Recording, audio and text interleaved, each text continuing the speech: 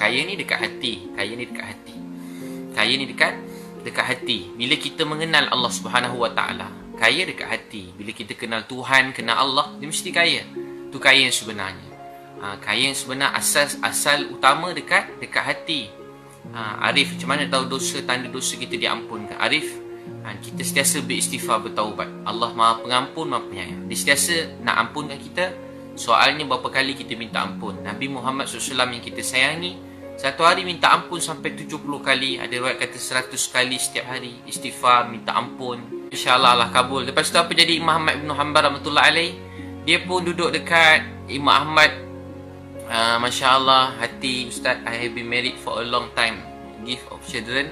Asyik doa hati Allah beri anak, soleh-solehah. Allah beri anak soleh, anak solehah. Allah kabulkan. Allah beri insya-Allah. Dia beri sebab dia sayang, dia tahan pun sebab dia sayang. Maka bila Imam Ahmad duduk kat rumah orang tukang roti tadi, masa dia duduk kat kedai roti tu, dia dengar orang tadi yang buat roti tadi asyik istighfar je. Astaghfirullah wa atubu ilaih, kata tukang buat roti tu. Astaghfirullah wa atubu ilaih. Astaghfirullah wa atubu ilaih. Dia kata astaghfirullah wa atubu ilaih. Ya Allah, saya minta ampun. Saya minta ampun, saya bertaubat pada Engkau. Astaghfirullah wa atubu ilaih. Astaghfirullah wa atubu ilaih.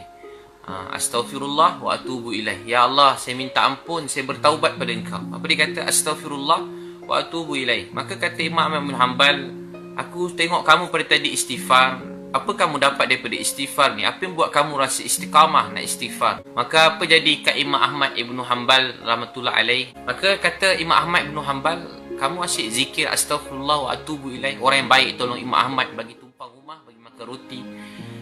Dia kata, apa kamu dapat daripada istighfar ni? Kata lelaki tadi, tuan, semua apa saya minta pada Allah, semua Allah kabulkan. Allahu Akbar. Orang kaya, tengok dia, walaupun tak kenal Imam Ahmad Ibn Hanbal, dia bagi tumpang ke rumah dia. Bagi tumpang ke rumah.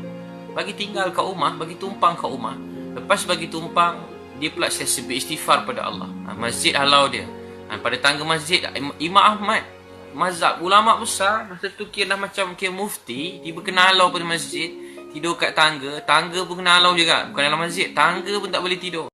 Lepas tu tuan-puan, kata Imam Ahmad bin Hanbal, kamu beristighfar, semua benda yang kamu nak, dia kata, wahai Imam Ahmad, wahai, dia kata, tuan, semua apa saya nak, semua saya dapat. Satu je saya belum dapat lagi. Apa tuan nak? Saya satu je belum dapat lagi. Apa yang tuan nak? Saya nak dekat dengan, saya nak jumpa Imam Ahmad Ibnu Hanbal rahmatullah alaih. Dia kata apa? Saya nak jumpa Imam Ahmad Ibnu Hanbal rahmatullah alaih. Kata Imam Ahmad, terus kata apa? Tuan, sebab kata Imam Ibn Hanbal, dia terus terkejut. Kata dia pada lelaki tadi, tuan, sayalah Imam Ahmad Ibnu Hanbal rahmatullah alaih. Lelaki tadi terus menangis gembira. Kerana istighfar, dia kata, saya gembira tuan dah duduk kat rumah saya bagi makan roti. Maafkan saya tak kenal tuan Imam Ahmad Ibn Hanbal. Tapi dia telah layan Imam Ahmad Ibn Hanbal walaupun dia tak kenal. Kalau tahu alim ulama, mungkin semua akan sambut Imam Ahmad datang kat tempat tu jauh, tiba-tiba nak pergi. Kata Imam Ibn Hanbal, saya pun heran. Saya dah berumur begini, dah tua, tiba-tiba saya rasa teringin nak datang sini tanpa siapa-siapa. Saya datang sendiri nak iktikaf kat masjid ni. Rupa-rupanya kerana istighfar kamu. Kata Imam Ahmad Ibn Hanbal, kerana istighfar kamu, saya datang ke sini. Itu tuan-puan, kita minta ampun pada Allah. Bila kita minta ampun pada Allah, rezeki yang hilang pada hidup ni, Allah kembalikan rezeki itu. Kalau rumah tangga kita bermasalah, kita istighfar, nanti Allah akan dekatkan hati pasangan suami isteri tu. Bila kita istighfar, hubungan hati suami isteri tu akan jadi rapat, jadi dekat bila kita istighfar. Bila kita istighfar, kita akan jadi dekat pada Allah SWT. Kadang-kadang masalah rumah tangga suami isteri, mereka bergaduh, dan mereka pun satu yang isteri kata suami salah, suami kata isteri salah, saling salah menyalahi satu sama lain. Tapi bila kita istighfar, rupanya Allah buat hati kita jadi dekat.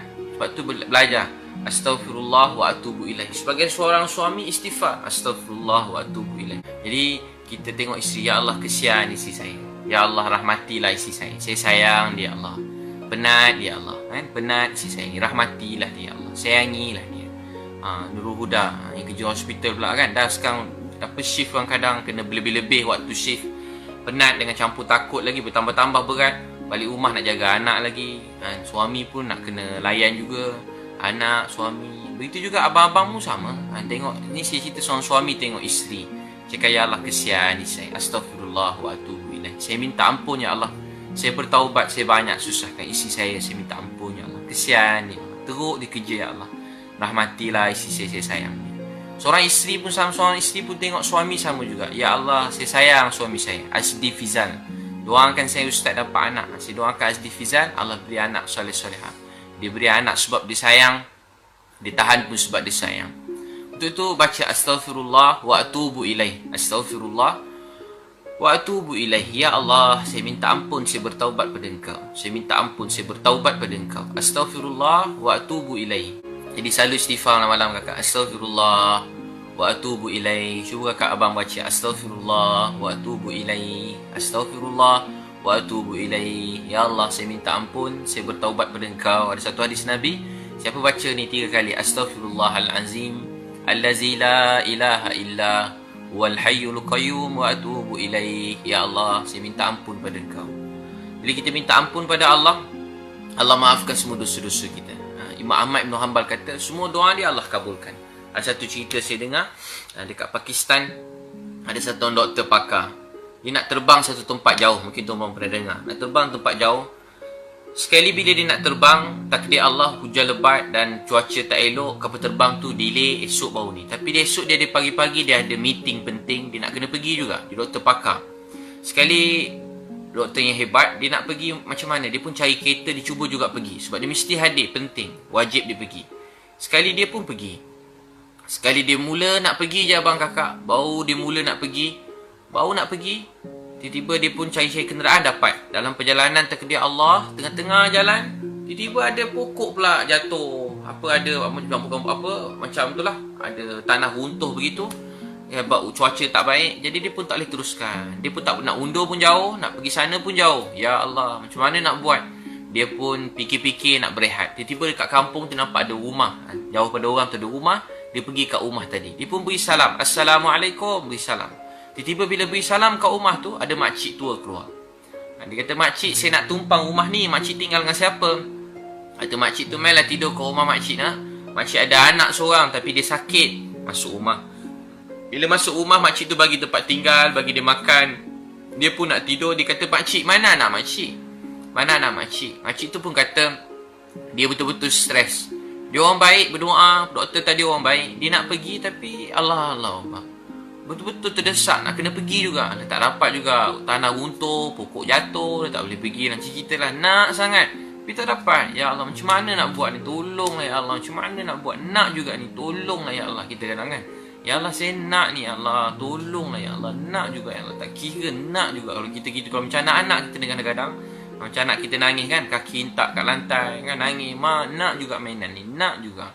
Mak nak juga makan ni. Mak nak aiskrim. Nak juga. Kalau nak. Dah nampak nak. Nangis. Kalau kita tengok anak-anak.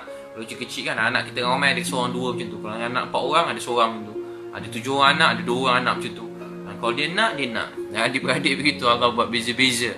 Dia seorang yang paling teruk. Dia kalau dia nak, mesti dia dapat. Kalau tak dapat, dia hamuk semua sekali.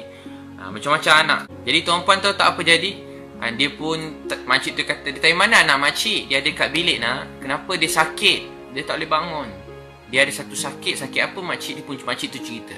Orang kat hospital tu kata, ada 2 doktor yang pakar yang berani buat ni, operation. Orang lain tak berani. Ada 2 orang je doktor yang berani. Tapi doktor seorang yang ni payah. Yang seorang lagi ni nak bayar dia. Dia lah doktor pakar kan. Kepakaran dia kan. Jadi dia nak pergi satu hospital. Kalau makcik nak cepat tu je lah, kena ikut hospital swasta ke apa begitu. Tapi bayaran dia banyak. Dia bayaran dia banyak. Dengar je tu, makcik tu kata tak mampu lah makcik nak. Makcik tak ada apalah. Makcik pun doa lah dengan Allah. Makcik tu cerita kat doktor tu. Dia pun tak tahu orang tadi doktor. Apa makcik doa? Doktor tu kata, saya doa dapat jumpa doktor tu. Dia pun sebut nama doktor tu. Dia ingat hari-hari dia doa. Ya Allah, takdirkanlah satu hari nanti anak saya ni dapat berubat dengan doktor ni. Ya Allah, tolonglah saya Allah. Satu hari nanti bagilah anak saya dapat berubat dengan doktor ni ya Allah. Tolonglah saya Allah. Dia kata tolonglah saya Allah. Satu hari nanti bagilah anak saya dapat berubat dengan doktor ni ya Allah. Tolonglah saya Allah. Dia kata tolonglah ya Allah. Saya nak berubat dengan doktor ni ya Allah, tolong. Takdir Allah, doktor tu betul menangis. Kata doktor tu, makcik, saya lah yang doktor yang makcik nak jumpa tadi. Apa dia kata? Makcik, Saya lah doktor yang makcik nak jumpa tadi. Makcik saya lah doktor yang makcik sebut tu. Makcik tu terus menangis. Apa dia kata? Makcik tak ada apa nak. Makcik ada doa je dalam hidup makcik. Kan ramai orang dia tak tahu nak buat apa. Ya Allah Ustaz, makcik tak ada apa, miskin. Makcik ada doa je nak. Makcik, doa makcik tu lah yang buat Allah maafkan kita. Doa makcik tu lah yang buat Allah sayang kita. Dan doa makcik tu buat Allah pandang kita. Dalam hadis Nabi, dalam hadis, Allah terima, Allah pandang doa-doa, lebih kurang maksudnya antara doa yang dikabulkan oleh Allah SWT. Ada orang-orang mereka tak dikenali dalam dunia, tapi mereka, doa mereka sangat makbul pada Allah. Itu jangan pandang rendah kat mana-mana orang. Setiap orang mereka ada perjuangan mereka. Dan jangan pandang rendah pada siapa-siapa. Doktor ada tugas mereka, mereka banyak berkorban berjuang. Nurse ada tugas mereka, polis ada tugas mereka, pendakwah ada tugas mereka. Setiap orang dalam dunia ni ada tugas mereka, kerja mereka, tanggungjawab mereka.